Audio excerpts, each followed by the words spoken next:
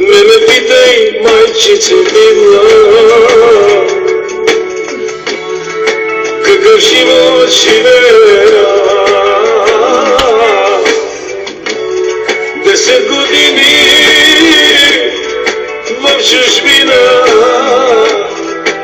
аз работя и се мъча.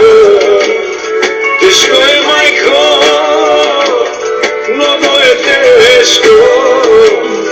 Гледам децата само по скайпа. Не искам пари, не искам злато, искам, майко, да се прибера дома, да се завърна моята къщичка и да прекара двете си деца.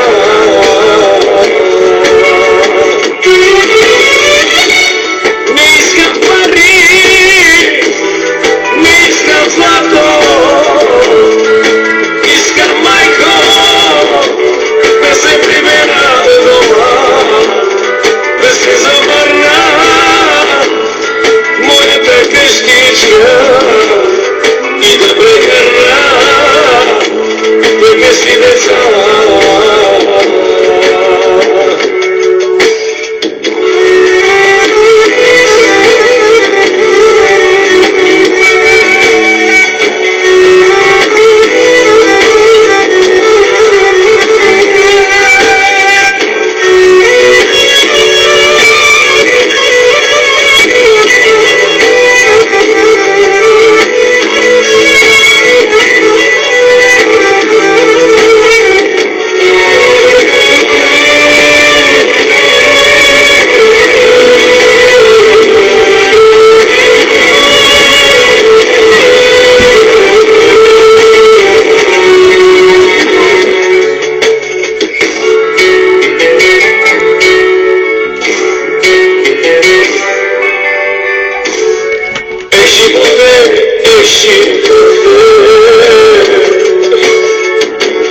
Защо си ти към мен безпреметни? Много скитат по света, победяна и обстранава. Децата ми плачат за мене, душата ми плаче с кървави сълзи. Не искам пари, не искам злато,